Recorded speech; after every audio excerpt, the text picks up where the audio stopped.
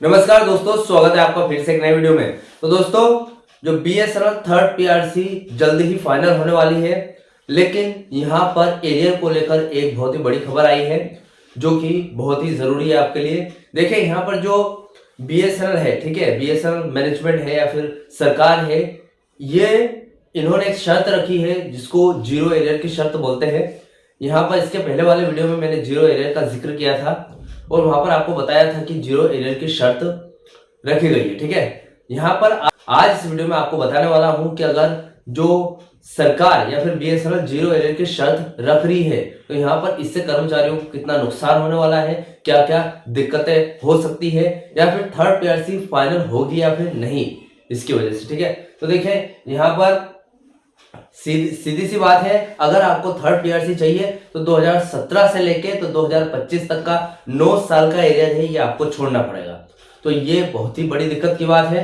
ऐसा सरकार क्यों बोल रही है और यहाँ पर अगर एरियर छोड़ दिया तो कर्मचारी और पेंशनर्स को कितना बड़ा नुकसान हो सकता है, चलिए आज इस वीडियो में पूरी जानकारी विद डिटेल तरीके से आपको आज देने वाला हूँ, ठीक है। तो चैनल पर नए हो तो सब्सक्राइब करें। मेरा नाम है सुनील विश्वकर्मा। जानकारी यूजफुल लगे तो लाइक करके जरूर जाना। चलिए दोस्तों, बढ़ाते हैं वीडियो को आगे।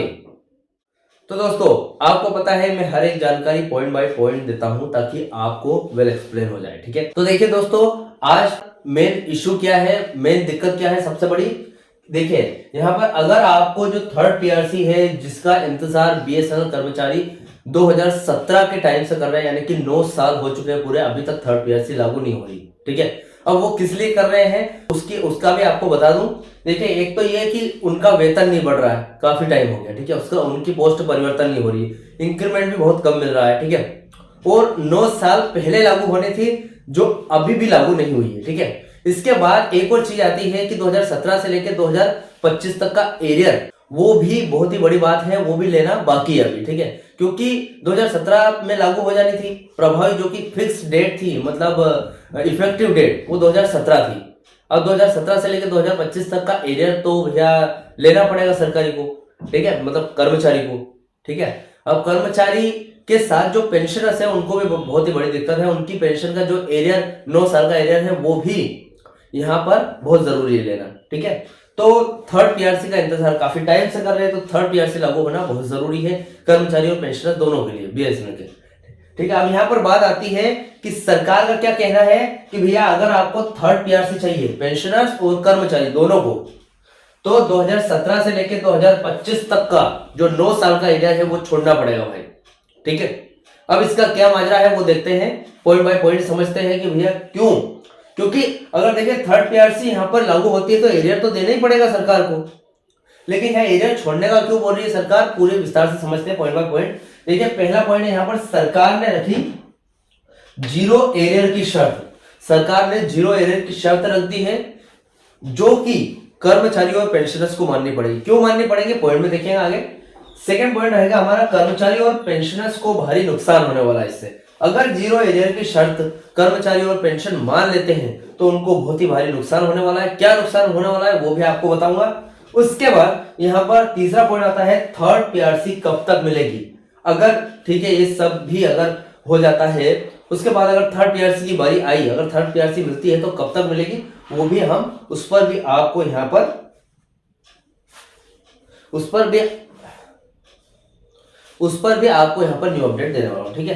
तो चलो पॉइंट बाय पॉइंट इस अपडेट को समझते हैं, क्या है अपडेट फिलहाल। देखिए, जीरो एरियर की शर्त का मतलब ये है आप अपने हक की कुर्बानी दे रहे हो, सीधा सा बात है, द सैक्रिफाइस ऑफ सर्वाइवल। तो चलिए इसका मतलब समझते हैं कि अगर जीरो एरियर की शर्त लागू होती है, पहला पॉइंट है जो हमारा, तो यह क्यों माननी पड़ेगी कर्मचारियों और पेंशनर्स को। देखिए, सीधी सी बात है, बीएसएनएल आपको पिछला हिसाब किताब नहीं देगी भैया, जो लेना है ताजा ताजा लो, पिछला हिसाब किताब माफ करो। से एग्जाम्पल के तौर पर अगर आपकी जो तनख्वाह है वो 2017 से बढ़नी थी, देखिए एग्जाम्पल के तौर पर आपकी तनख्वाह जो है वो 2017 से बढ़नी थी। अगर हर महीने 10,000 की वृद्धि होनी थी, ठीक है, तनख्वाह में इंक्रीमेंट, भत्ते, अलाउंसेस वगैरह ये सब मिलकर आपको हर महीने 10,000 रुपए आपकी तनख्वाह में बढ़ोतरी होती कुछ कुछ, तो 9 साल में 108 महीने होते हैं, ठीक है। तो 108 महीने का जो बकाया है, 108 को इंटू 10,000 में करेंगे तो कितना निकल कर आएगा, लगभग 10,80,000 रुपए। ठीक है, इतना रुपया आपका बनता है। अब भैया जीरो एरियर का मतलब यह है कि जो आपका 10,80,000 है वो आपको नहीं मिलेंगे। ठीक है, तो आप जोड़ सकते हो कि जिनकी तनख्वाह ज्यादा होगी तो उनके कितना अमाउंट बन रहा होगा। ठीक है, तो सीधा सीधा सा मतलब है कि आपका जितना अमाउंट बन रहा था 9 साल का वो आपको छोड़ना पड़ेगा अगर आपको थर्ड पीआरसी लागू करवानी है तो। ठीक है, अब शर्त क्यों, सरकार ने साफ कहा है भैया कि हम वेतन संशोधन को मंजूरी दे देंगे, कोई दिक्कत नहीं है। ये जो अफोर्डेबिलिटी क्लोज का मुद्दा आ रहा है, जैसे कि जो इशू आ रहा है अफोर्डेबिलिटी क्लोज का, सरकार की शर्त थी कि पहले कंपनी को मुनाफे में लाओ और फिर आप अपना मुनाफा कमाओ। ठीक है, मतलब थर्ड पीआरसी लागू करो। तो ये शर्त हम हटा देंगे और थर्ड पीआरसी यानी कि जो तीसरा वेतन संशोधन है वो भी हम लागू कर देंगे। लेकिन कंपनी की हालत इतनी खराब है कि वह इतना बड़ा बोझ नहीं उठा सकती। अगर आप एरियर लेंगे तो वेतन संशोधन लागू नहीं रहेगा। ठीक है, मतलब आप दोनों में से किसी एक को चुन सकते हो, एरियर मिलेगा या फिर थर्ड पीआरसी। ठीक है, तो यहाँ पर एरियर अगर ले लेंगे तो थर्ड पीआरसी कोई लागू नहीं होगी। हो सकता है कि और भी 4-5 साल डिले हो जाए, क्योंकि भैया वित्तीय बोझ बहुत है ना, कंपनी इतनी ज्यादा प्रॉफिट में नहीं है कि दोनों चीज लागू कर दे। अब हर एक कर्मचारी को हर एक साल का 5-5, 10-10 लाख रुपए देगी, मतलब एरियर का। तो कितने कर्मचारी है बीएसएनएल के, और पेंशनर्स भी वापस से एरियर मांगेंगे, तो उसके बाद थर्ड पीआरसी का खर्चा, आपकी सैलरी इंक्रीमेंट वगैरह, तो कंपनी हाई प्रॉफिट में थोड़ी है तो सब कुछ दे देगी, ऐसा कंपनी का कहना है। ठीक है, फैसला क्या है, यूनियनों और मैनेजमेंट और सरकार ने यह कड़वी गोली निगल ली है ताकि कम से कम नया बढ़ा हुआ वेतन यानी कि 2.91 फिटमेंट फैक्टर आज से मिलना शुरू हो जाए। अब देखिए यहाँ पर यूनियन ने भी ये स्वीकार कर लिया, एक्सेप्ट किया है, उसके बाद जो मैनेजमेंट उन्होंने भी किया है, उसके बाद सरकार ने भी बोल दिया है कि चलो ठीक है इनकी थर्ड पीआरसी लागू कर देते हैं। सरकार को फायदा ये हो जाएगा कि उनको एरियर नहीं देना पड़ेगा और कर्मचारियों को इसका एरियर का नुकसान होगा, लेकिन थर्ड पीआरसी का फायदा हो जाएगा, चलो थर्ड पीआरसी का इंक्रीमेंट मिल जाएगा। ठीक है, तो तीनों ने एक्सेप्ट कर लिया है, कर्मचारी, यूनियंस और मैनेजमेंट और ये सरकार, जो मतलब तीनों चारों ने एक्सेप्ट कर लिया है कि चलो ठीक है थर्ड पीआरसी लागू कर दो, एरियर को छोड़ो। ठीक है, 1 जनवरी 2017 की जो प्रभावी डेट है उसमें थर्ड पीआरसी लागू होनी थी। उसके बाद बीएसएनएल की वित्तीय हालत खराब होने के कारण लागू नहीं हुई, सबसे पहला तो नुकसान ये हो गया आपका। ठीक है, उसके बाद जनवरी 2017 से लेकर दिसंबर 2025 तक का मतलब पूरे 9 साल में आपको पुराने बेसिक पे पर सैलरी मिलती रही। ठीक है, मतलब पुराना बेसिक पे पर, पुराना जो बेसिक पे वो 18,000 था, तो 18,000 पर ही आपको सैलरी मिलती रही 9 साल तक, और वो किसी भी कारणवश हुई लेकिन सैलरी मिलती रही। ठीक है, यह आपका बकाया यानी कि एरियर बना, यह रकम हजारों करोड़ रुपए में है। ठीक है, तो ये एक तरीके का रिजल्ट निकला है, बहुत ही ज्यादा दिक्कत देने वाला। अब जनवरी 2026 की संभावित जो डेट है वो क्या है, वेतन संशोधन लागू होगा, जीरो एरियर शर्त के कारण पीछे का सारा बकाया, आपको कोई भी बकाया देने की कोई जरूरत नहीं है सरकार को, ऐसा सरकार बोल रही है कि भैया आपने 9 साल का जितना नुकसान सहा, जो भी सहा, ठीक है, लेकिन जीरो एरियर की शर्त के कारण सब बकाया नहीं दिया जाएगा। प्रोस्पेक्टिव लागू होगा, इसका मतलब यह है कि वेतन वृद्धि पिछले समय से नहीं, इसका मतलब यह है कि वेतन वृद्धि पिछले समय से नहीं बल्कि आगे यानी आज से लागू होगी। सीधा सा मतलब समझ में आया आपको। 2017 वो बोल रहे हैं मैनेजमेंट की तरफ से या फिर सरकार की तरफ से कि जो आपकी थर्ड पीआरसी लागू होगी उसकी जो इफेक्टिव डेट है वो 2017 से नहीं रहेगी, जब लागू होगी तब रहेगी। ठीक है, यानी कि दिसंबर 2025 में लागू होगी तो आज से ही इफेक्टिव डेट रहेगी, कोई जीरो एरियर नहीं मिलेगा और कोई बड़ा हुआ कुछ भी पुराना बकाया नहीं दिया जाएगा। यही मानो कि आज से ही इफेक्टिव डेट है। ठीक है, अब ये जनवरी 2026 में अगर लागू होगी तो उस टाइम से इफेक्टिव डेट मानी जाएगी। ठीक है, अब देखिए कर्मचारी और पेंशनर्स पर क्या असर पड़ेगा इसका, और बहुत ही भारी नुकसान होने वाला कर्मचारी और पेंशनर्स को। ठीक है, देखिए यहाँ पर कर्मचारी की बात करें तो जो कोई एक मुश्त जो बड़ी रकम नहीं मिलेगी आपको। ठीक है, जो एक मुश्त लमसम आपको फुल एंड फाइनल जो सेटलमेंट रकम मिलती थी, मतलब एरियर का बहुत ही लमसम पेमेंट, वो नहीं मिलेगा। कई कर्मचारी उम्मीद कर रहे थे कि बड़ा एरियर आएगा जिससे वे लोन चुका सकते हैं या कोई बड़ा काम कर सकते हैं। जीरो एरियर के कारण यह सपना खत्म हो गया, केवल बड़ा हुआ मासिक वेतन ही हाथ में आएगा। ठीक है, मतलब बहुत सारे सपने सजाए होंगे लोगों ने कि यार 9 साल का एरियर बहुत ज्यादा होता है, हम वो चुका देंगे, ये लोन चुका देंगे, कार लोन चुका देंगे, होम लोन चुका देंगे, मतलब जो भी उन्होंने लोन लिया होगा या फिर कोई भी बड़ी दिक्कत होगी उनकी, तो ये जो 9 साल का एरियर उनको मिलेगा तो एक मुश्त उनको फायदा ही होगा कुछ ना कुछ। तो यहाँ पर कुछ उम्मीद करके बैठे थे, वो सारी उम्मीद टूट गई यहाँ पर, ठीक है। उसके बाद पेंशनर्स को देखें, पेंशन का एरियर भी नहीं मिलेगा पेंशनर्स को। यहाँ पर पेंशनर्स को 1 जनवरी 2017 से लेकर बढ़ी हुई पेंशन का कोई भी बकाया नहीं मिलेगा। उनकी बढ़ी हुई मासिक पेंशन भी जनवरी 2026 या फिर जब भी लागू होगी थर्ड पीआरसी तब से शुरू होगी, ठीक है। अब यहाँ पर देखिए कुल मिलाकर बात निकलती है कि जीरो एरियर एक मजबूरी का सौदा है। यह 9 साल के हक को छोड़ने जैसा है, लेकिन यह भविष्य की गारंटी भी है कि अब से सैलरी 2.91 फिटमेंट फैक्टर के साथ मिलेगी, जिससे हर महीने बड़ा फायदा होगा, ठीक है। मतलब आपको देखिए एक तरफ नुकसान भी बहुत ज्यादा दिया है सरकार ने और एक तरफ फायदा भी बहुत ज्यादा दिया है। अब फायदा देखिए, नुकसान की बात करें तो आपका बकाया 9 साल का बकाया छूट गया है पूरा।